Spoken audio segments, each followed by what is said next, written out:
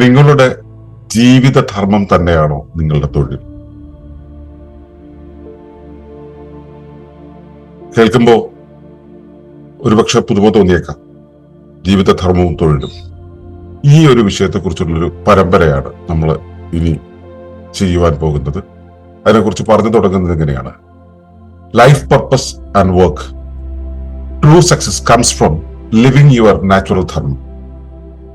ജീവിതധർമ്മവും തൊഴിലും. ഓരോ മനുഷ്യനും പ്രകൃതി നൽകിയ സഹജവാസനകളും ശേഷികളും ധാരണകളും ഭാവനകളും പ്രേരണകളും ഉണ്ട്.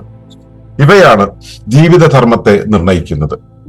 സ്വന്തം സഹജധർമ്മത്തിനനുസരിച്ച് ജീവിക്കുകയും തൊഴിൽ തിരഞ്ഞെടുക്കുകയും ചെയ്യുമ്പോൾ ജീവിതം സ്വാസ്ഥ്യവും സംതൃപ്തവും അർത്ഥപൂർണവും ആയി മാറുന്നു. ധർമ്മങ്ങളിൽ നിന്ന് അകന്ന തൊഴിൽ സംഘർഷവും അസ്വസ്ഥതയും സൃഷ്ടിക്കുന്നു. ഇതാണ് നമ്മൾ ഇന്നു മുതൽ സംസാരിക്കുന്ന വിഷയം. ഏവർക്കും നമസ്കാരം. ശുഭകരമാകട്ടെ ഈ ദിനം, സന്തോഷകരമാവട്ടെ, സൗഖ്യകരമാകട്ടെ. അനുഭവങ്ങളും അനുഭൂതികളും നമ്മിലേവരും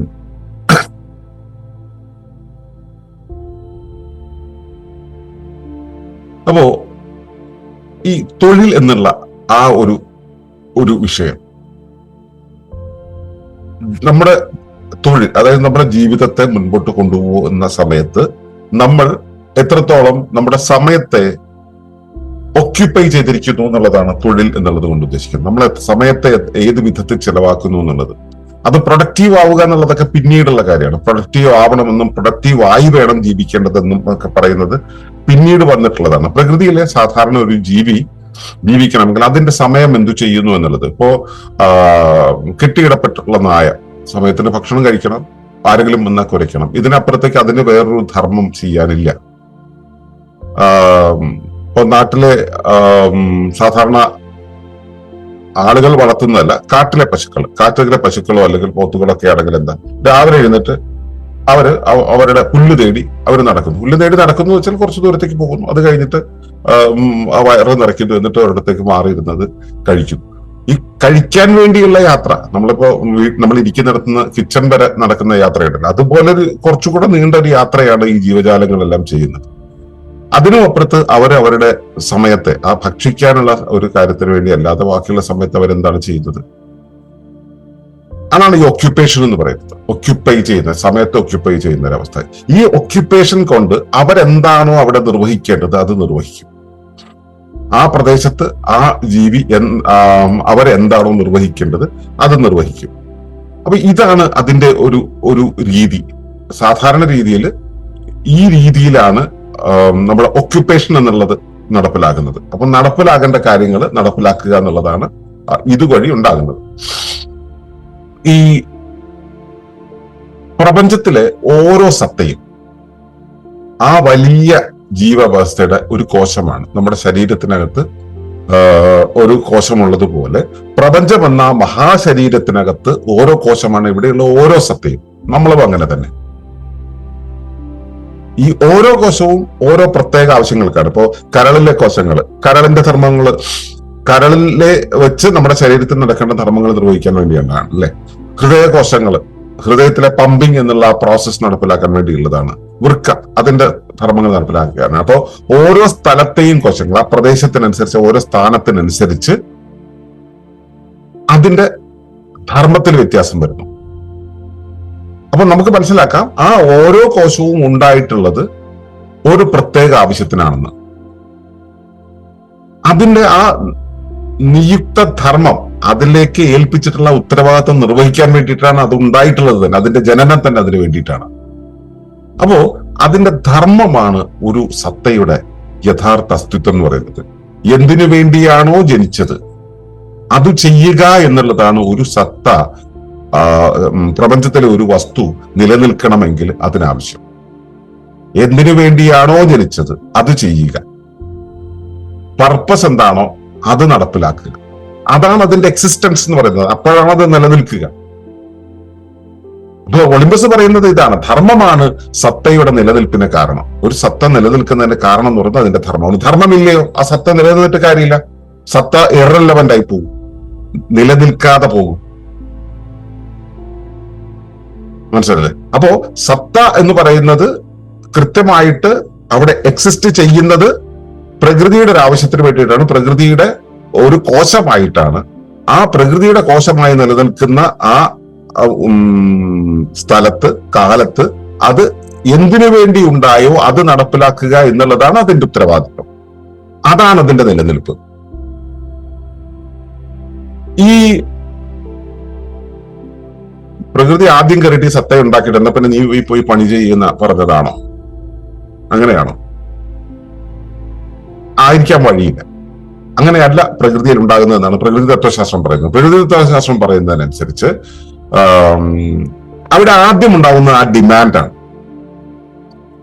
ആ ഡിമാൻഡ് ഇപ്പൊ നമ്മളിപ്പോ മാർക്കറ്റ് എക്കോണമിയെ നോക്കി കഴിഞ്ഞാലും അവിടെ ഡിമാൻഡ് ഉണ്ടായി കഴിഞ്ഞിട്ടാണ് നമ്മൾ ഈ ഒരു സംഭവം വിപണിയിലേക്ക് ഒരു സാധനം പ്രൊഡ്യൂസ് ചെയ്ത് വിജയിപ്പിക്കാൻ കഴിയുക. ഡിമാൻഡ് ഇല്ലാത്ത സാധനം വിജയിക്കില്ല.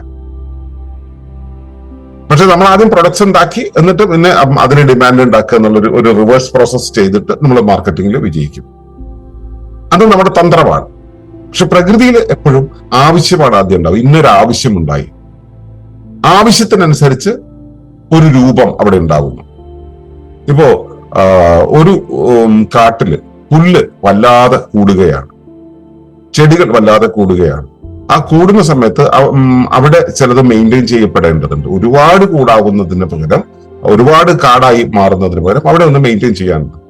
അവിടെ അപ്പൊ ഇത് ക്രോപ്പ് ചെയ്ത് നിർത്തുക, പുല്ലൊക്കെ വളരുന്നത് ക്രോപ്പ് ചെയ്ത് നിർത്തുക എന്നുള്ളൊരു ആവശ്യം അത് ഉണ്ടാവും. ആ ആവശ്യത്തിനനുസരിച്ച് അവിടെ ആ ഹെർബുകൾ തിന്നുന്ന ഹെർബിവോറസ് ആയിട്ടുള്ള ജീവികൾ ഉണ്ടാകേണ്ടതിന്റെ ഒരു പർപ്പസ് അവിടെ രൂപം കൊള്ളുകയാണ്. പർപ്പസ് രൂപം അതിനനുസരിച്ച് അവിടെ ആ ജീവി ഉരുവാകുകയാണ് ഉണ്ടാവുന്നത്.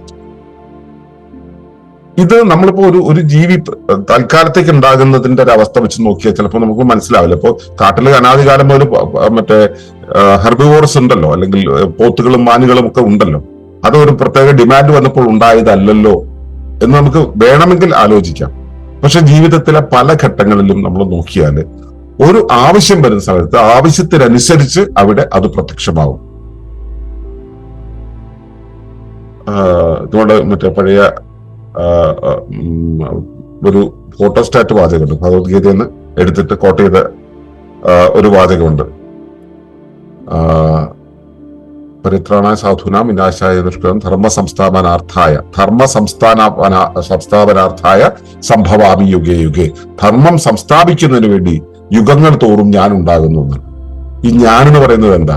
നമ്മളൊക്കെ തന്നെ, നമ്മളെല്ലാം ഉണ്ടായിട്ടുള്ളത് ധർമ്മം സംസ്ഥാപിക്കുന്നതിന് വേണ്ടി, ധർമ്മത്തെ നിലനിർത്താൻ, ധർമ്മം നടപ്പിലാക്കാൻ വേണ്ടിയാണ്. അത് കൃഷ്ണൻ മാത്രമല്ല കേട്ടോ, നമ്മളൊക്കെ കൃഷ്ണന്മാരാ. അപ്പോ ഈ ഇവിടെ ഒരു രൂപം ഉണ്ടാകുന്നു എന്ന് പറയുമ്പോൾ അവിടെ ശരീരം ഉണ്ടാകുന്നുണ്ട്. ആ രൂപം എന്ന് പറയുന്നത് ശരീരത്തെ പ്രവർത്തിക്കുന്ന മനസ്സുണ്ടാവുന്നുണ്ട്, മനസ്സിന് ഡിറക്ഷൻ കൊടുക്കുന്ന ബുദ്ധി ഉണ്ടാകുന്നുണ്ട്. അപ്പോ ഒരു ധർമ്മം നടപ്പിലാക്കാൻ, ഇപ്പൊ പുല്ല് വെട്ടലാണ് ഉദ്ദേശമെങ്കിൽ അതിനനുസരിച്ചുള്ള ശരീരം, പുല്ല് തിന്നാൻ പാകത്തിലുള്ള ശരീരം, പുല്ലിനോട് താല്പര്യമുണ്ടാകുന്ന മനസ്സ്, പുല്ലിലേക്ക് നയിക്കുന്ന ബുദ്ധി, ഇതുണ്ടാവുമ്പോഴാണ് അവിടുത്തെ ആ ധർമ്മം നിർവഹിക്കപ്പെടുക. അപ്പൊ അതിനു വേണ്ടിയാണ് ആ രൂപം ഉണ്ടായിട്ടുള്ളത് എന്നാണ് പറഞ്ഞു വന്നത്. അതല്ലാതെ അവിടെ ഒരു ജീവി ഉണ്ടാവുന്നില്ല. അതായത് പ്രകൃതിയിൽ അനാവശ്യമായി ഒന്നും സൃഷ്ടിക്കപ്പെടുന്നില്ല. ഓരോ രൂപത്തിനും, ഇവിടെ ഉണ്ടാവുന്ന ഓരോ രൂപത്തിനും കൃത്യമായ നിയുക്തമായ പ്രവർത്തനമുണ്ട്. അതിനെയാണ് നമ്മൾ അവരുടെ ധർമ്മം എന്ന് പറയും, പർപ്പസ് ഓഫ് ലൈഫ് എന്ന് പറയാം.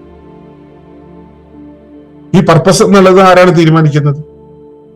നമുക്ക് ഒരു ജീവി ഒരിടത്ത് നിൽക്കുന്നത് കണ്ടെങ്കിൽ നമുക്ക് മനസ്സിലാവും അതിന്റെ സ്ഥലം, ആ സ്ഥലത്ത് അയാൾ ആവശ്യമാണ്. അത് ഞാനായിക്കോട്ടെ, പശു ആയിക്കോട്ടെ, പട്ടി ആയിക്കോട്ടെ, പഴുതാര ആയിക്കോട്ടെ, ആ സ്ഥലത്ത് അത് ആവശ്യമാണ്.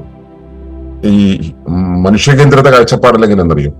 പഴുതാര അല്ലെങ്കിൽ ആൽമരം അല്ലെങ്കിൽ ഒരു മഞ്ഞപ്പാവട്ട മരം അവിടെ നിൽക്കേണ്ട കാര്യമില്ല എന്ന് ഇവനങ്ങ് തീരുമാനിക്കും, മനുഷ്യൻ തീരുമാനിക്കും. കാരണം മനുഷ്യകേന്ദ്രിതമായിട്ടുള്ള വീക്ഷണമാണ് ആന്ത്രോപോസെൻട്രിസം എന്ന് പറയും, മനുഷ്യകേന്ദ്രിതം. അവിടെ വാല്യൂ തീരുമാനിക്കുന്നത് ഇൻസ്ട്രുമെന്റ് ആണ്, അതിന്റെ ഇൻസ്ട്രുമെന്റൽ യൂട്ടിലിറ്റിയാണ്, അതിന്റെ ഉപകരണപരമായ അതിന്റെ ഉപഭോഗാവസ്ഥയാണ് അതിന് വിലയിടാൻ കാരണമാകുന്നത്. യഥാർത്ഥത്തിൽ ഓരോന്നിനും ഇൻഹറന്റ് ആയിട്ടുള്ള ലീനമായിട്ടുള്ള മൂല്യങ്ങളുണ്ട്. ആ മൂല്യങ്ങളാണ് ഓരോന്നിന്റെയും നിലയും സ്ഥലവും തീരുമാനിക്കുന്നത്. ആ മൂല്യങ്ങൾ തീരുമാനിക്കുന്നതനുസരിച്ച് അത് ധർമ്മമാണ്. ആ ഇൻഹറന്റ് വാല്യൂവിന്റെ അടിസ്ഥാനം എന്ന് പറയുന്നത് ധർമ്മമാണ്. ആ ധർമ്മമാണ് ആ ജീവി എവിടെ ജീവിക്കണം എന്നുള്ള സ്ഥലം തീരുമാനിക്കുക. എപ്പോൾ ജീവിക്കണം എന്നുള്ളത്, ഏത് രൂപത്തിൽ വേണം എന്നുള്ളത്, ഏത് ഭാവത്തിൽ വേണം എന്നുള്ളത്, എന്തെല്ലാം അവിടെ സംഭവിക്കണം എന്നുള്ളത്, ആ ജീവിയുടെ ഇത്രയും കാര്യങ്ങൾ, ആ ധർമ്മത്തെ നിർണയിക്കുന്നത് സ്ഥലവും കാലവും രൂപം ഭാവം എന്നിവയാണ് ധർമ്മത്തെ നിർണയിക്കുക. അതായത് ഒരിടത്ത് ഒരു ജീവി ഒരു പ്രത്യേക കാലത്ത് വന്ന് വീണിട്ടുണ്ടെങ്കിൽ, വന്ന് ജനിച്ചിട്ടുണ്ടെങ്കിൽ, ആ ജനിച്ച ജീവി ആ സമയത്ത് അവിടെ നിൽക്കുന്നതാണ് അതിന്റെ ധർമ്മത്തിലേക്കുള്ള ഇൻഡിക്കേറ്റർ. ശരിക്കും പറഞ്ഞാൽ ഇവിടെയുള്ള എല്ലാ ജീവികളും ഓരോ പ്രത്യേക സാഹചര്യങ്ങളിലാണ് ജനിക്കുന്നത്. അപ്പൊ അതിന്റെ ജനിക്കുന്ന ആ സ്ഥലം അതിന്റെ ആ റോളിനെ തീരുമാനിക്കുന്നുണ്ട്. അപ്പോ അതിന്റെ അപ്പോൾ ഉണ്ടാവുന്ന അനുഭവങ്ങൾ, ബന്ധങ്ങൾ, ഇതെല്ലാം അതിന്റെ ധർമ്മത്തെ രൂപപ്പെടുത്തുകയാണ്. ശരിക്കും ധർമ്മത്തെ മനസ്സിലാക്കാൻ നമ്മുടെ ജീവിത പശ്ചാത്തലത്തെ വായിച്ചാൽ മതി. നമ്മൾ എവിടെയാണ് നിൽക്കുന്നത്, ഏത് കാലത്താണ് നിൽക്കുന്നത്, എങ്ങനെയാണ് നിൽക്കുന്നത് എന്നുള്ളത് വായിച്ചാൽ നമ്മുടെ ജീവിത ധർമ്മത്തെ പിടികിട്ടും. ഈ ഇവിടെയുള്ള ഓരോ കോശത്തിനും സഹജമായിട്ടുള്ള ഒരു വാസനയുണ്ടെന്നുള്ളത് അറിയാമല്ലോ അല്ലെ. വാസന എന്ന് പറയുന്നത്, ഇപ്പൊ ഞാൻ പറയുന്നത് ഇതിന്റെ പശ്ചാത്തലം, നമ്മൾ ടെറൈനെ കുറിച്ചാണ് പറഞ്ഞത്. ഒരു സത്ത ഉണ്ടാകുന്നത് അതിന്റെ ഒരു പശ്ചാത്തലത്തിലാണെന്ന് പറഞ്ഞു. ആ പശ്ചാത്തലത്തിൽ അവിടെ ഉണ്ട്. ഓക്കെ, ഇനി ആന്തരികമായി നോക്കുമ്പോൾ ഓരോ കോശത്തിനും ഒരു സഹജവാസന ഉണ്ടാവും. ഈ സഹജവാസന എന്ന് പറയുന്നത് ഒരു ആന്തരിക പ്രവണതയാണ്. അപ്പൊ എനിക്കൊരു പ്രത്യേക ദിശയിലേക്ക് പോകുവാനായിട്ടുള്ള പ്രവണത, ആക്കം ഉണ്ടാകുന്നു. ആ ഒരു ആക്കം എന്ന് പറയുന്നത് ഒരു തള്ളലാണ്. ഈ ഊഞ്ഞാലാടുമ്പോൾ നമ്മുടെ പുറകിൽ നിന്ന് വരുന്ന ഒരു തള്ളലില്ലേ, അതുപോലെയുള്ളതാണ് ആക്കം എന്ന് പറയുന്നത്. ആ ദിശയ്ക്ക് പോകാനുള്ള തള്ളൽ. ഇതുപോലെ ഒരു പ്രത്യേക ദിശയിലേക്ക് പോകുവാനുള്ള ആന്തരികമായ പ്രവണതയാണ് വാസന എന്ന് പറയുന്നത്. ചില കാര്യങ്ങളോട് മാത്രം സ്വാഭാവികമായിട്ടുള്ള ആകർഷണം തോന്നും. ഇപ്പൊ ഒരു കുരുവി പറന്നു പോവുകയാണെന്ന് ഇരിക്കട്ടെ, ആ കുരുവിയുടെ മുമ്പിൽ ഒരു ജീവി ചത്ത് കിടക്കുന്നു. അതിന്റെ മാംസം കണ്ടു കഴിഞ്ഞാൽ കുരുവിക്ക് പ്രത്യേകിച്ച് താല്പര്യമൊന്നുമില്ല. ഒരു ചെറിയ കായ പഴുത്ത് കണ്ടു കഴിഞ്ഞാൽ കുരുവിക്ക് അതിനോട് താല്പര്യം. പട്ടി ആ വഴി പോവുകയാണെങ്കിൽ ആ കായോട് താല്പര്യം തോന്നില്ല, ഇറച്ചിയോട് താല്പര്യം തോന്നും. അപ്പോ ആന്തരികമായിട്ടുള്ള വാസന കാരണമാണ് ആ വ്യത്യാസം വരുന്നത്. കുരുവിയുടെ വാസന ഒരു രൂപത്തിൽ, പട്ടിയുടെ വാസന വേറെ രൂപത്തിൽ. അപ്പോ സ്വാഭാവികമായിട്ടുള്ള ആകർഷണം വാസനയ്ക്കനുസരിച്ചാണ് ഉണ്ടാവുന്നത്. ആന്തരികമായിട്ടുള്ള പ്രവണത എന്ന് പറയുന്നത് അത് പ്രകൃതിയുടെ ദിശാസൂചകമാണ്. എന്ത് ചെയ്യണം എന്നുള്ളത് ചെയ്യുന്ന ദിശാസൂചകമാണ്. ഈ വാസനയാണ് നമ്മൾ പലപ്പോഴും അടിച്ചമർത്തുക. അതിനെ അടിച്ചമർത്താൻ പാടില്ല. അവയെ മനസ്സിലാക്കണം, കൃത്യമായിട്ട് മനസ്സിലാക്കണം. ഈ സഹജവാസന എന്നുള്ളത് ജീവിയുടെ ധർമ്മത്തിലേക്കുള്ള ആദ്യ സൂചനയാണ്. അപ്പൊ നമ്മൾ അപ്പഴേ പറഞ്ഞു സ്ഥലവും കാലവും ഒക്കെയാണ് ധർമ്മത്തെ നിർണ്ണയിക്കുന്നതെന്ന്. എന്നിട്ട് ഇപ്പൊ പറയുന്ന വാസനയാണ് ആ ജീവിത ധർമ്മത്തിലേക്കുള്ള ആദ്യ സൂചന എന്നുള്ളത്. ഈ വാസന മാത്രമാണോ കാര്യമല്ല, വാസന മാത്രമല്ല, ഓരോ കോശത്തിനും ഈ വാസന പോലെ തന്നെ സഹജ ശേഷികളുണ്ട്. ഇപ്പോ കുയിലിന് പാടാനുള്ള ശേഷിയുണ്ട് എന്ന് പറയുമ്പോ അത് കാക്കയ്ക്കില്ല, അത് പട്ടിക്കില്ല. കുയിലിനാണ് ആ പാടാനുള്ള ശേഷി ഉള്ളത്. വാസന മാത്രമല്ല, അത് പാടാൻ തോന്നുന്നു മാത്രമല്ല, പാടാൻ കഴിയുക എന്നൊരു കാര്യം. ഓരോരുത്തർക്കും വ്യത്യസ്തമായിട്ടുള്ള കഴിവുകളുണ്ട്. ഇവിടെ നമ്മൾ ഒന്നിനും കൊള്ളില്ല എന്ന് പറയുന്ന ഒരാൾ, അയാൾക്ക് അതിൻ്റെതായിട്ടുള്ള കഴിവുകളുണ്ട്. അവിടെ നമുക്കത് തിരിച്ചറിയാൻ പറ്റുന്നില്ല. ഈ വേലിയുടെ ഓരത്തെ ചെടിയുടെ അകത്തെ മൂല്യത്തെ നമുക്ക് തിരിച്ചറിയാൻ കഴിയുന്നില്ല എന്ന് പറയുന്നത് പോലെ ആ ഒരു ജീവിയെ കാണുമ്പോൾ അതിനെന്ത് കഴിവുണ്ടെന്ന് നമുക്ക് തിരിച്ചറിയാൻ കഴിയില്ല. ഓരോ കഴിവിനനുസരിച്ചാണ് അവരവരുടെ ധർമ്മം. അതുകൊണ്ട് തന്നെ ഓരോരുത്തരും നമ്മൾ ഉദ്ദേശിക്കുന്ന രീതിയിൽ തന്നെ ജീവിത വിജയം നേടണമെന്നൊന്നുമില്ല. ജീവിതത്തിൽ ഓരോ കാര്യങ്ങൾ ചെയ്ത് വിജയിപ്പിക്കണമെന്നില്ല. നമുക്ക് അത് കണ്ട് മനസ്സിലാക്കാൻ പോലും ചിലപ്പോൾ പറ്റില്ല. ഇപ്പൊ ഈ ഗുരുക്കന്മാർക്ക് ഇത് കാണാനും മനസ്സിലാക്കാനും കഴിയും. അല്ലാത്ത സാധാരണ ആളുകൾക്ക് ഒരാളെ കണ്ടു കഴിഞ്ഞാൽ അയാളുടെ ശേഷികളെ വിലയിരുത്താനൊന്നും കഴിയില്ല. ഈ ശേഷി തിരിച്ചറിയാന്ന് പറയുന്നത് സ്വയം തിരിച്ചറിയലാണ്. സ്വന്തം ശേഷി, എനിക്കിതെല്ലാം കഴിയുന്നുണ്ടെന്ന് പറയുന്നത് ഒരു ഇന്റേണൽ എക്സ്പ്ലോറേഷൻ എന്ന് പറയുന്നത് ശരിക്കും പറഞ്ഞ ഒരു സെൽഫ് റിയലൈസേഷൻ ആണ് അല്ലെ. ഈ പ്രകൃതി നൽകിയ ആ ശേഷി ഉണ്ടല്ലോ, നമ്മുടെ അകത്തുള്ള കഴിവെന്ന് പറയുന്നത്, ഇതാണ് യഥാർത്ഥ സമ്പത്ത് എന്ന് പറയുന്നത്. ധർമ്മത്തിനനുസരിച്ചായിരിക്കും ശേഷി ഉണ്ടാവും. കുഴിമാന്തണ്ട ഒരു ധർമ്മമാണ് എനിക്കുള്ളതെങ്കിൽ മാന്താൻ പാകത്തിലുള്ള നഖങ്ങളുള്ള കയ്യും കാലും എനിക്കുണ്ടാവും. എന്താണ് ധർമ്മം, അതിനനുസരിച്ചാണ് ശേഷി, അതിനനുസരിച്ചാണ് വാസന. അപ്പൊ ഇത് മൂന്നും കൂടെ ചേരുന്ന സമയത്താണ് ഇത് വർക്കാവുക. അപ്പോ ഈ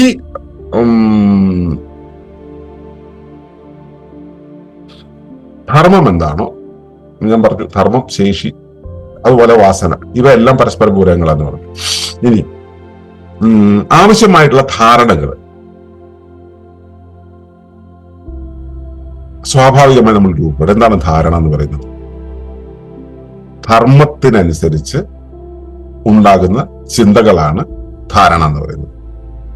ധർമ്മത്തിനനുസരിച്ച് ഉണ്ടാകുന്ന ചിന്തകളുടെ കൂട്ടത്തെയാണ് നമ്മൾ ധാരണ എന്ന് പറയുന്നത്. ഈ ധർമ്മം എന്താണോ അതിനനുസരിച്ചുള്ള ചിന്തകൾ സ്വാഭാവികമായിട്ട് ഉണ്ടാവുമല്ലോ. ഇപ്പൊ മറ്റേ കായ കണ്ടപ്പോ കിളിക്ക് അങ്ങോട്ട് പോകാൻ തോന്നിയതുപോലെ അല്ലെ, കിളിക്ക് പ്രത്യേക താല്പര്യം തോന്നാത്തത് ധർമ്മത്തിനനുസൃതമായിട്ടുള്ള ചിന്തകൾ അതിനകത്ത് ഉണ്ടായി എന്നുള്ളതാണ്. ശരിയായ ധാരണയാണെങ്കിൽ ശരിയായ തീരുമാനങ്ങൾ ഉണ്ടാവും, അതിനകത്തേക്ക് പോവുക എന്നുള്ള തീരുമാനം വരും. ധർമ്മം അതാണെന്ന് അറിയാം, ധർമ്മം അതാണെന്നുള്ളതിലേക്കുള്ള വാസന വർക്ക് ചെയ്തു, അതിലേക്കുള്ള ചോദന വർക്ക് ചെയ്തു, ആന്തരിക ശേഷി വർക്ക് ചെയ്തു. ഈ വർക്ക് ചെയ്യുന്ന സമയത്ത് ആ സ്ഥലം കാലം അത് പഴുത്തിരിക്കുന്ന സമയത്താണ് ഞാൻ ഇവിടെ ഉള്ളത്. ഇതെല്ലാം കൂടെ ചേർന്ന് വന്നു. അപ്പൊ ടെറൈൻ എല്ലാം കൂടെ പൂർത്തീകരിച്ചു. അപ്പൊ ധർമ്മം എന്നുള്ളത് സെറ്റായി. ആ ധർമ്മത്തിനനുസരിച്ചാണ് ഈ ധാരണകൾ ഉണ്ടാവുക. ധർമ്മം നടപ്പിലാക്കാൻ വേണ്ടി ഉണ്ടാകുന്ന ചിന്തകളാണ് ധാരണകൾ. ധാരത ഇതി ധാരണ, ധരിക്കുന്നതാണ്. നമ്മുടെ ഉള്ളിൽ ഉണ്ടാവുന്ന വിശ്വാസ സഞ്ചയമാണ് ഈ ധാരണയായിട്ട് രൂപപ്പെടുന്നത്. ഇപ്പൊ പ്രകൃതിയോട് ചേർന്ന് ശരിയായ ധാരണ ആ ഡിറക്ഷനിലേക്ക് എത്തണമെങ്കിൽ പ്രകൃതിയോട് ചേർന്നുള്ള ധാരണ നമുക്ക് ഉണ്ടാവുക എന്നുള്ളതാണ് കാര്യം. പ്രകൃതി എന്താണോ ക്രമീകരിച്ചിട്ടുള്ളത് അതിനനുസരിച്ചുള്ള ധാരണ ഉണ്ടാവും, ചിന്താപദ്ധതി ഉണ്ടാവും. ധാരണ മാറുമ്പോൾ ജീവിതത്തിന്റെ ദിശ മാറും. അപ്പോ അതിലേക്ക് പോകണം, അത് കഴിക്കണം എന്നുള്ള ധാരണ നമ്മുടെ ഉള്ളിൽ ഉണ്ടാവണം. ഉണ്ടായാലേ അത് കഴിക്കൽ നടക്കുള്ളൂ. ധാരണ മാറിയാലോ? എന്റെ ധർമ്മം എന്ന് പറയുന്നത് അതാണ്. അതിലേക്ക് പോകാൻ ഈ ധാരണ എന്നുള്ളൊരു അവസ്ഥ അവിടെ വർക്ക് ചെയ്യണം. ധാരണ എന്നുള്ള അവസ്ഥ വർക്ക് ചെയ്യണമെങ്കിൽ കൃത്യമായിട്ട് ഞാൻ അതിനോട് തുറന്നിരിക്കണം. വേറൊരു വഴിക്ക് തിരിയാൻ പാടില്ല. എന്റെ ചിന്താപദ്ധതി മറ്റൊന്നും ഉണ്ടാകാൻ പാടില്ല. സഹജധാരണകൾ ജീവിതധർമ്മത്തെ എപ്പോഴും തുണയ്ക്കും. സഹജമായിട്ടുള്ള ധാരണയാണ് നമ്മുടെ ഉള്ളിലുള്ളതെങ്കിൽ, അതായത് ധാരണയെ നമുക്ക് വേറെ രൂപത്തിൽ പറയാം. വിശ്വാസ വ്യവസ്ഥ എന്നുള്ളത് ഉപബോധ ചിത്രം എന്ന് പറയാം, പാരഡൈം എന്ന് പറയാം, വിശ്വാസ വ്യവസ്ഥ എന്ന് പറയാം, ഇങ്ങനെയൊക്കെ പറയാം. ഈ സഹജധാരണയാണെന്ന് വെച്ചാൽ അത് ജീവിതധർമ്മത്തെ കൃത്യമായിട്ട് പിന്തുണയ്ക്കും. ഇപ്പൊ നമ്മൾ 3 കാര്യങ്ങൾ പറഞ്ഞു. സഹജവാസന ഉണ്ടാവണം, 1 സഹജാവബോധം, 2 സഹജശേഷികൾ ഉണ്ടാവണം. അതും സഹജശേഷി എന്ന് പറയുന്നതും ഈ വിധത്തിലാണ്, സഹജാവബോധത്തോട് ചേർന്നതാണ്. പക്ഷെ അവിടെ ശിക്ഷണം കൊണ്ട് അതിലൊരു മാറ്റം വരുമ്പോൾ ഈ അവബോധതലം, ശിക്ഷിതാവബോധതലം പ്രവർത്തിക്കും. 3ാമത് ഇപ്പൊ പറഞ്ഞത് ധാരണ ഉണ്ടാവണം എന്നുള്ളത്, ധാരണാവബോധം എന്നുള്ളത്. ഇനി അടുത്തത് എന്താണ്? ഈ ധർമ്മം നടപ്പിലാകണമെങ്കിൽ ആവശ്യമായ ഭാവനകൾ ഉണ്ടാവണം, അല്ലെ? ആവശ്യമായിട്ടുള്ള ഭാവനകൾ. ഈ ഭാവന എന്ന് പറയുന്നത് എന്താണ്? സൃഷ്ടിപരമായ ശക്തിയാണ്. ഇപ്പോ നമ്മൾ നേരത്തെ പറഞ്ഞു നമുക്കൊരു ആക്കമുണ്ടാവുന്നു എന്നുള്ളത്, അല്ലെ? നമുക്ക് ഉള്ളിൽ നിന്നും എങ്ങോട്ടേക്ക് പോകണം എന്നുള്ള ആ ആന്തരിക പ്രേരണയാണ് വാസന എന്ന് പറഞ്ഞു. അതുപോലെ പുതിയതായിട്ട് സൃഷ്ടിക്കാനുള്ള ഭാവനാപരമായ ഒരു സൃഷ്ടിശേഷിയാണ്, ശക്തിയാണ് ഈ ഭാവന എന്ന് പറയുന്നത്. ഭാവന എന്ന് വെച്ചാൽ ഇമാജിൻ ചെയ്യാനുള്ളത്, ചിത്രീകരിക്കാനുള്ളത്. നമ്മൾ ഇന്നടുത്താണ്, ഇന്നതുപോലെയാണ്, അവിടെ ആ സംഭവം ഉണ്ടായിരിക്കും. ഞാനിവിടെ കാണുന്നില്ല, ആ കായ അവിടെ നിൽക്കുന്നത് കാണുന്നില്ല, ആ കായ അവിടെ ഉണ്ടാവും, ഈ സമയത്ത് അത് അവിടെ ഉണ്ടാവും, ഞാൻ ഇപ്പൊ പോയാൽ അത് കിട്ടും എന്ന് പറയുന്ന രീതിയിൽ ഭാവന ചെയ്യാൻ. ഓർമ്മയിൽ നിന്ന് എടുക്കലല്ല, ഓർമ്മയിൽ അത് അവിടെ ഉണ്ടെന്നുള്ളതൊക്കെ അറിയാം. പക്ഷെ ഈ സമയത്ത് പോയാൽ ഇങ്ങനെയൊക്കെയാണെന്ന് അനുമാനിച്ച് അവിടെ പോകുവാനുള്ള പ്രേരക ശക്തിയാണ് ഭാവന. ഈ ധർമ്മം എന്താണോ അതിനനുസരിച്ച് അനുയോജ്യമായ സ്വപ്നങ്ങൾ ഉള്ളിലുദിക്കും. ഈ നമ്മുടെ ഉള്ളിലെ മുൻകാല ഓർമ്മകളുണ്ടല്ലോ, അതായത് പോയ കാലത്തെ സ്മൃതികൾ ഉള്ളിലുണ്ടല്ലോ, അതുപോലെ തന്നെ ഈ ധർമ്മം നടപ്പിലാകണമെങ്കിൽ അതിന് അനുയോജ്യമായിട്ടുള്ള വരാൻ പോകുന്ന കാര്യങ്ങളെ കുറിച്ചുള്ള സ്വപ്നങ്ങള്, ഓർമ്മകള്, സ്മൃതികൾ നമ്മുടെ ഉള്ളിലുണ്ടാവും. അതാണ് ആഗത സ്മൃതി എന്ന് പറയുന്നത്. അപ്പൊ ഗതസ്മൃതി, കഴിഞ്ഞു പോയതിനെ കുറിച്ചുള്ള ഓർമ്മകളുടെ ഒരു പശ്ചാത്തലത്തിൽ അവയുടെ മെറ്റീരിയലെല്ലാം കൂട്ടിയിട്ട് ആഗത സ്മൃതി, ഇനി വരാൻ പോകുന്ന കാര്യങ്ങളെ കുറിച്ചുള്ള സ്മൃതി ഉണ്ടാവും. ധർമ്മത്തിന് അനുയോജ്യമായിട്ടുള്ള സ്വപ്നങ്ങളാണ് നമ്മുടെ ഉള്ളിൽ ഉണ്ടാവുക. അപ്പോ അവിടെ എന്തു മാറ്റം വരണം എന്നുള്ള കാര്യം ആദ്യ ഭാവനയിലാണ് ഉണ്ടാവുക. ഈ അവിടെ പോയി ഞാൻ ആ കായ തിന്നണോ, അതോ ഞാനിവിടെ പട്ടിക്ക് വേണ്ടി കരുതി വെച്ചിട്ടുള്ള ഇറച്ചിയാണോ തിന്നേണ്ടത് എന്നുള്ള കാര്യങ്ങൾ ഭാവനയിലാണ് ഉണ്ടാവുക. ആന്തരിക ചോദനയുണ്ടായി, അത് പോകാനുള്ള ശേഷിയുണ്ടായി. പക്ഷെ അപ്പൊ എന്റെ ഭക്ഷണം എന്ന് പറയുന്നത് അവിടെയാണെന്നുള്ളത് ഉണ്ടായി. ഇപ്പൊ ഉണ്ടാവുന്നത് എന്താ? അവിടെ അത് ഉണ്ടാകും എന്നുള്ള ഭാവന, ഞാനിപ്പോൾ അവിടെ പോയാൽ അത് കിട്ടുമെന്നുള്ള ഭാവന. ഈ ഭാവനയാണ് സാധ്യതകൾ, പോസിബിലിറ്റീസിനെ കാണാനുള്ള ഒരു കഴിവെന്ന് പറയുന്നത്. ഇപ്പൊ പ്രകൃതി എപ്പോഴും ഈ ഭാവനയിലൂടെയാണ് വഴി കാണിക്കുക. നമ്മൾ ആദ്യം നേരെ കയറിയിട്ട് കാര്യത്തിലേക്ക് എത്തുന്നില്ല. നമുക്ക് അവിടെ അത് ഉണ്ട് എന്ന് നമ്മൾ തിരിച്ചറിഞ്ഞു. അപ്പൊ അമ്മ കുഞ്ഞിനെ കയ്യിലെടുത്ത് പിടിക്കുന്നത്, ജനിച്ചു വീണ കുഞ്ഞിനെ മടിയിലെടുത്ത് വെക്കുന്നതോടുകൂടി കുഞ്ഞ് ആദ്യം കയറി ഇങ്ങനെ തപ്പിപ്പോവും, മാറിടം തപ്പിപ്പോവും. കുഞ്ഞിന്റെ ഉള്ളിൽ അറിയാം, കുഞ്ഞിന്റെ ഉള്ളിൽ സഹജാവബോധമായിട്ട് ആ ഭാവന നിൽക്കുന്നുണ്ട്. അതുകൊണ്ട് അവൻ ആ എക്സ്പെക്ടേഷനിലേക്ക് തല കൊണ്ടു. ആ കൊണ്ടുപോകുമ്പോ അതിലേക്ക് ഇപ്പോ ചില പ്രത്യേകതരം പ്രേരണകൾ കൊടുക്കുമ്പോഴാണ് അത് ഉണരുക. ആ കുഞ്ഞ് ഇങ്ങനെ അങ്ങോട്ടേക്ക് കൊണ്ടുപോവുക. അല്ലെങ്കിൽ ഇപ്പോ ആ ചെടി ആ കായ ഉണ്ടാക്കുന്നത്, ആ കായയിൽ നിന്നും അതിന്റെ നിറം, അതിന്റെ പരിമളം ഇങ്ങനെ വെളിയിലേക്ക് വിതറുന്ന സമയത്താണ്, ചെടി ഇങ്ങോട്ടേക്ക് വിതറുന്ന സമയത്താണ് നമുക്ക് അത് പോയിട്ട് തിന്നാൻ തോന്നുക. അതിന്റെ അകത്തു നിന്നാണ് ആ പ്രേരണ വരുന്നത്, അതിന്റെ അകത്തുനിന്ന്. അതുപോലെ എനിക്ക് അതിലേക്ക് പോകാൻ വേണ്ടിയുള്ള എന്നെ പ്രേരിപ്പിക്കുന്ന എന്തൊക്കെയോ ഉണ്ടാകുന്നുമുണ്ട്.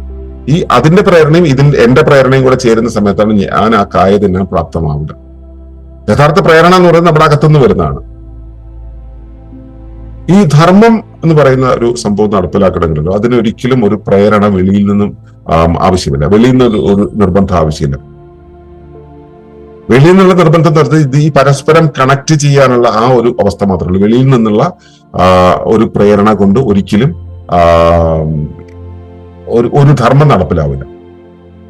പ്രേരണയാണല്ലോ യഥാർത്ഥത്തിൽ ഊർജം നൽകുന്നത്. ഒരു പ്രവൃത്തി ചെയ്യാൻ നമുക്ക് പ്രേരണ നൽകുന്നത്, ആ ആക്കം നൽകുന്നത് ഈ പ്രേരണയാണ്. സ്വാഭാവികമായിട്ടുണ്ടാവുന്ന ഒരു പ്രേരണയാണെങ്കിൽ അത് ക്ഷീണമൊന്നും ഉണ്ടാക്കില്ല, ബുദ്ധിമുട്ടുണ്ടാക്കില്ല. അത് ഉള്ളിൽ നിന്നും വരുന്നതാണ്. നമ്മൾ ഇവിടുന്ന് ആ കായ തിന്നണം എന്ന് പറയുന്നത് ഉള്ളിൽ നിന്നും വരുന്നതാണ്. അത് പിടിച്ച് വലിക്കുന്നതല്ല. അത് എന്നോട് ആവശ്യപ്പെട്ടത് കൊണ്ട് ഞാൻ ആ വഴിക്ക് പോയതല്ല. എന്റെ ഉള്ളിൽ നിന്ന് പ്രേരണ വന്നു, ഞാൻ പോകുന്നു. അപ്പോൾ ധർമ്മമാണ് നടപ്പിലാകുന്നതെങ്കിൽ ഞാൻ ആ വഴിക്കാണ് പോകേണ്ടത്. അവിടെ എനിക്ക് ക്ഷീണമേ ഉണ്ടാവില്ല. ധർമ്മമല്ലെങ്കിലോ ഞാൻ ഈ വഴിക്കാണ് പോകേണ്ടത്. പക്ഷെ എന്നെ അതിലേക്ക് പിടിച്ചു വലിച്ചു. പിന്നെ അവിടെ വരെ പോകുന്നതിന്റെ ചെലവും പോയി തിരിച്ചു വരുന്നതിന്റെ ചെലവും കൂടെ എടുക്കേണ്ടി വരും. അധിക ധർമ്മം ചെയ്യുന്നു എന്നുള്ളത്, ധർമ്മത്തിന് വേണ്ടി ചെയ്യുന്ന കാര്യത്തിനാണല്ലോ കർമ്മം എന്ന് പറയാം. അപ്പൊ അധിക കർമ്മം ചെയ്തു എന്നുള്ളൊരവസ്ഥ. ഇപ്പൊ ഞാൻ പറഞ്ഞു വന്ന കാര്യം ഇതാണ്. വാസന, നമ്മൾ സഹജാവബോധത്തിലാണ് നമ്മുടെ വാസനകളുള്ളത്. ശിക്ഷിതാവബോധത്തിലാണ് ശേഷികളുള്ളത്. ധാരണാവബോധത്തിലാണ് നമ്മുടെ ധാരണാ വ്യവസ്ഥ അല്ലെങ്കിൽ വിശ്വാസ വ്യവസ്ഥയൊക്കെ ഉള്ളത്.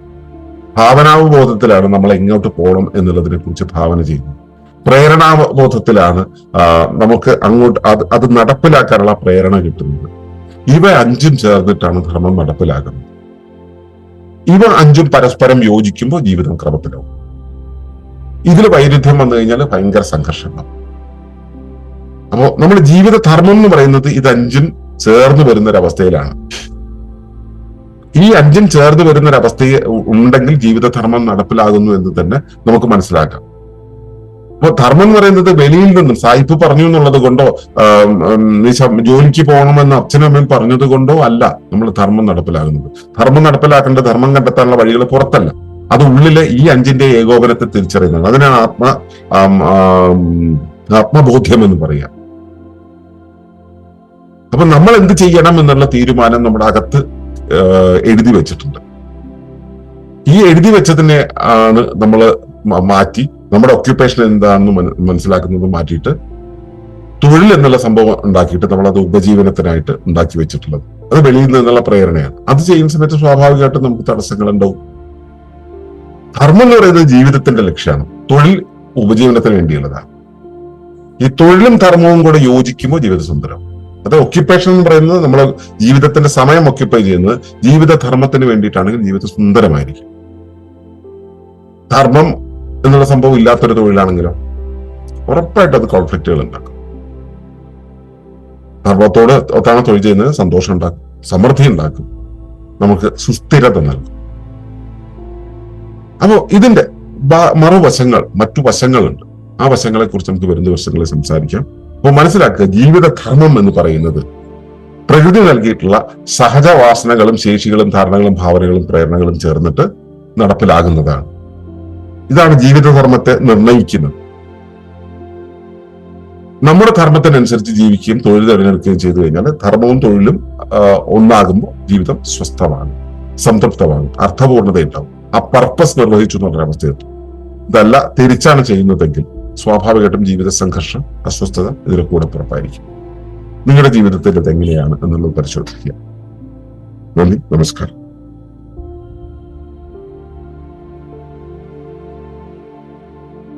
തുടർന്ന് കാണുന്നതിന് മുമ്പായി ഈ വിഷയം ഇഷ്ടമായെങ്കിൽ ഒന്ന് ലൈക്ക് ചെയ്യുക, കമന്റ് ചെയ്യുക, ഷെയർ ചെയ്യുക.